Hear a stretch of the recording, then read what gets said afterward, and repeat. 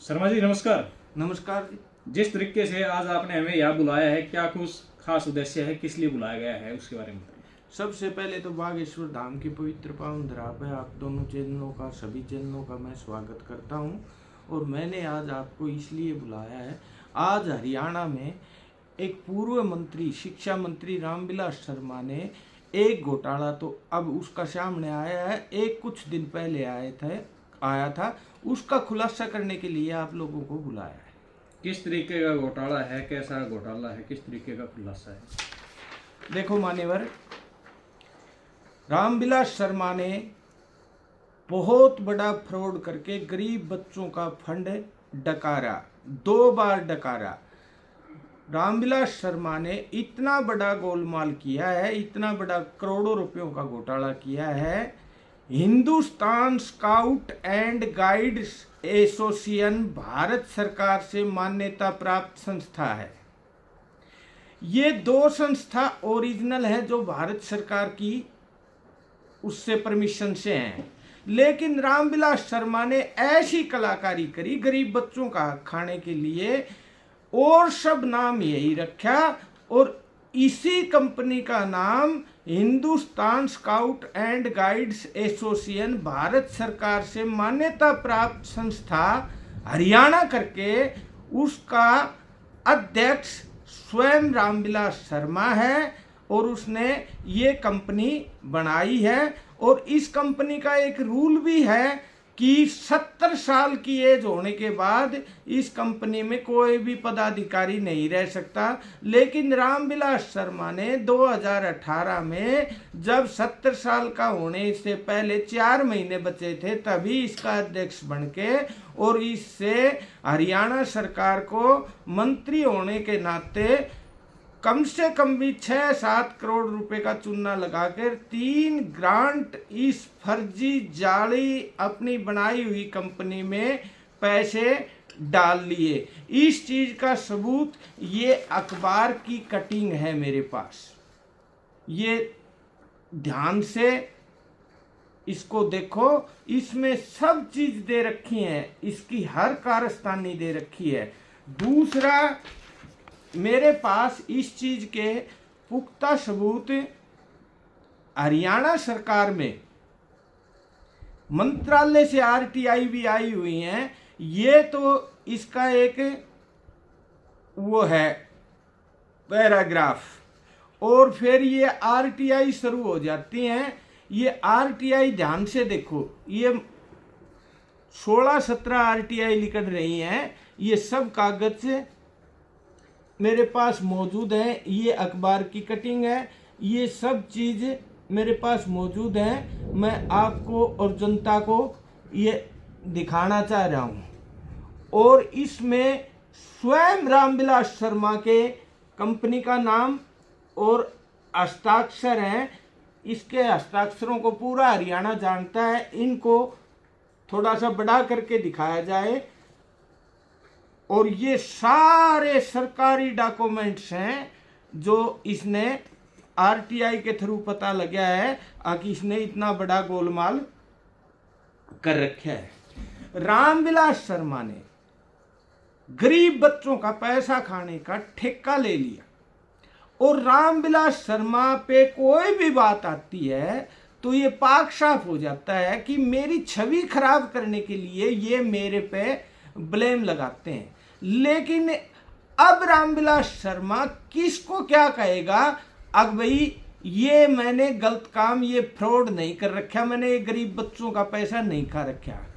पहले एक चैनल पे आया था, रामविलास शर्मा ने, शिक्षा मंत्री था उस टाइम, 4 लाख बच्चों का स्कॉलरशिप, वजीफा, वर्दी, मिड डे मील के 13,000 करोड़ रुपए का घोटाला कर रखा है। और उसमें जब इंक्वायरियां होने लगी तो ये मामला हाई कोर्ट, माने हाई कोर्ट में चला गया। माने हाई कोर्ट ने सरकार को इसको की जांच करने के आदेश दिए। तो उस टाइम उसमें माने हाई कोर्ट को गुमराह किया। ये घोटाले के 7 अधिकारी जुम्मेवार बना दिए, लेकिन माने हाईकोर्ट ने इस चालाकी को इनकी को पकड़ लिया और हाईकोर्ट संतुष्ट नहीं हुआ। हाईकोर्ट ने कहा कि इतना मोटा पैसा 7 अधिकारी नहीं खा सकते, इसमें जो महकमे का मेन जुम्मेवार मंत्री है उसके इशारे बगैर, उसके दस्तकों बगैर इतनी मोटी रकम वो नहीं रिलीज हो सकती और इसका गोलमाल नहीं हो सकता। फिर हमारे हाई कोर्ट ने इसकी इंक्वायरी सीबीआई को दी। सीबीआई ने चंडीगढ़ पुलिस स्टेशन में इसकी एफआईआर कर रखी है, लेकिन ये कभी किसी के पैर पकड़ लेता है, कभी किसी के पैर पकड़ लेता है। अब उसकी इंक्वायरी होके जाएगी तो ये पूर्व शिक्षा मंत्री रामविलास शर्मा गरीब बच्चों के 13,000 करोड़ खाने वाला सबसे बड़ा मगरमच्छ निकलेगा। एक घोटाला तो ये कर रखा है। दूसरा घोटाला अब जो ये उजागर हुआ है, जिसकी आरटीआई लगी है, अखबार में आई है, सब चीज के मेरे पास सबूत है, किसी को भी देखने हो तो मैं ये सब प्रूफ प्रमाणित कर सकता हूं। इसने भारत सरकार के नाम जो 2 कंपनियां थी जिसमें भारत सरकार बच्चों का फंड देती थी, वो दोनों कंपनियां बिल्कुल सही हैं, लेकिन इसने 2018 में भारत सरकार का नाम हटा करके हरियाणा सरकार उस पे लिख कर अपने नाम से ये संस्था कर ली और इस संस्था में अपने रसूख और मंत्रालय का फायदा उठाते हुए 1,75,00,000 की 3 ग्रांट इस संस्था में डलवाकर इनको डकार गया, जबकि ये संस्था इस अखबार में क्लियर शब्दों में आरटीआई में दे रखा है कि ये बिल्कुल नकली है, फर्जी है और इस संस्था का 70 साल से ऊपर का आदमी कोई भी पद नहीं ले सकता। लेकिन इसमें स्वयं रामविलास शर्मा ने अध्यक्ष का पद है और नीचे इसके हस्ताक्षर है जो मैंने इसमें दिखाया था। रामविलास शर्मा हर तरह से पार्टी को बदनाम कर रहा है अपने पद और कद का रसूख उठा करके, और ये हर चीज में गोलमाल कर रहा है। और फिर इसकी ये चालाकियां पकड़ी जाती हैं तो ये सरकार के सामने नतमस्तक होके और उनसे रिक्वेस्ट करना लग जाता है और वो इन इंक्वायरियों को दबा देता है। जैसे मैं आपको सबसे बड़ा उदाहरण बताऊं, इसके अत्याचारों के कारण मेरी पत्नी ने जहर खाया था। इसके घोर अत्याचारों और इसके आदमियों के अत्याचारों के कारण मेरे लड़के ने पॉइजन खाया था। उसमें भी इसकी चालाकी पकड़ी गई तो पार्टी ने, हाईकमान ने इसकी टिकट काटी, इसने पार्टी को गुमराह भी किया, धमकियां भी दी। वो सब वीडियो उस टाइम की हाजिर हैं और इस पे चीफ सेक्रेटरी हरियाणा ने डीजीपी हरियाणा जी को एक लेटर वायरल किया था कि इन पे तुरंत एक्शन हो, लेकिन इसने एक्शन नहीं होने दिया। फिर इसने मेरे बच्चे मोहित को पोस्को के झूठे केस में फंसवा करके, जो लड़की वो पक्ष था उनको मोटा पैसा दे करके मेरे लड़के का नाम जुड़वाया और 3 महीना मेरे लड़के को जेल में बंद रखवाया और जेल में भी पुराने कैदियों को सुपारी दे करके मेरे लड़के की पिटाई करवाई। और हमारे को 9 झूठे केसों में इसने दर दर भटका रखा है।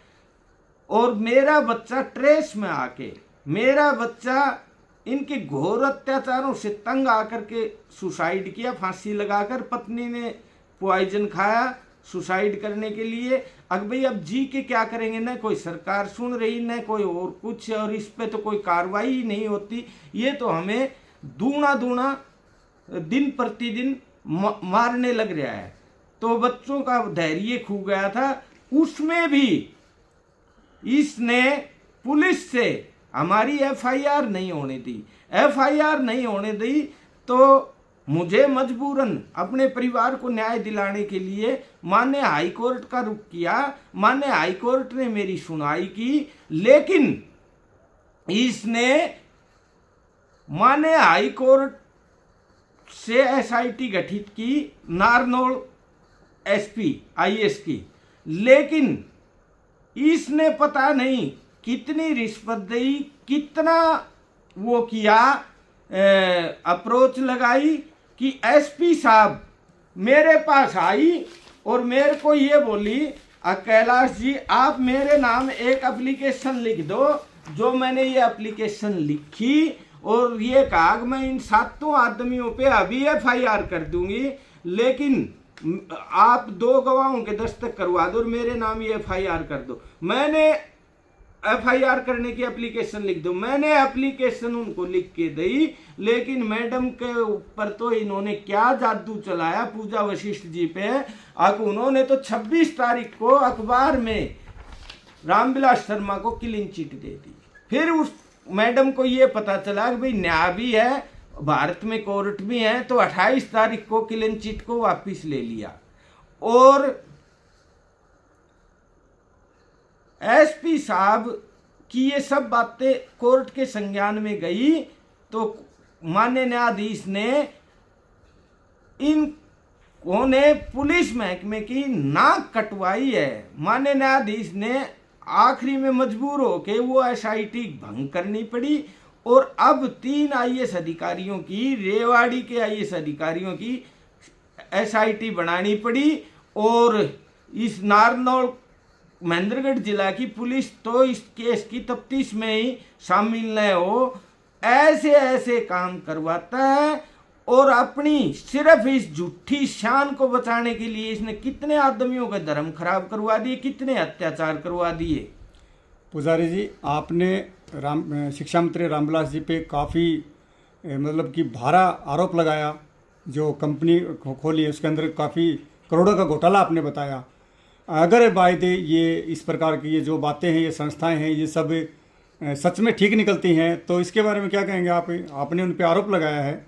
आरोप नहीं, मेरे पास प्रूफ है जी, प्रमाण है जी। किसी को भी देखने हो, सब मंत्रालय के प्रमाण है, ये आरोप नहीं है। मैं तो ये कह रहा हूं इससे गरीब बच्चों का ये हक खाने की इसको आदत पड़ गई और शरीफ आदमियों को तंग करता है अपने प्रभाव के कारण। भारत सरकार ने और हरियाणा सरकार ने इस भ्रष्ट मंत्री पर नकेल डालनी चाहिए और इस पे कार्रवाई करनी चाहिए। अगर ये बात झूठी निकलती है तो किस पे एक्शन होना चाहिए आपकी नज़र में? ये जो जितनी भी आरटीआई है मैंने ये दिखाई है जी, ये मंत्रालयों की, ये झूठी नहीं हो सकती। और जो अखबार में आ रही है जी, अगर ये झूठी निकाली है तो अखबार पे एक्शन होना चाहिए, पर लेकिन अखबार वाले से भी ना इस कंपनी पे जिसने इसने वो संपादक ने इसकी जो ये सारी आरटीआई रही है, इससे मैंने बात भी की है, इसकी मेरे पास रिकॉर्डिंग भी है, मैंने हर चीज इससे पूछी है। किनसे बात की आपने? जो अखबार का संपादक है उनसे जी बात की है। अखबार नहीं, जिसने आरटीआई लगाई है। अच्छा, वो आपके पास है? क्या है उसका प्रूफ है क्या? उसकी मेरे पास रिकॉर्डिंग है, फोन पे मैंने बात की थी। और वो इन बातों को छोड़ो ना, ये मेरे पास इसके भ्रष्टाचार और करप्ट होने के, ये देखो ये पूरा 50 बंडल के कागज हैं, इनमें सुनते जाओ। इसने मार्कंडेश्वर कंपनी से, शाहबाद की से, सीएम खट्टर के नाम से झूठ बोल के 1,60,00,000 रुपए ले रखे हैं और 40% की उस कंपनी में हिस्सेदारी कर रखी है, जिसकी इस पर एफआईआर भी हो रही है, अखबार में भी आ रही है, सब चीज हो रही है, पर सब मामला इसने दबुआ रखा।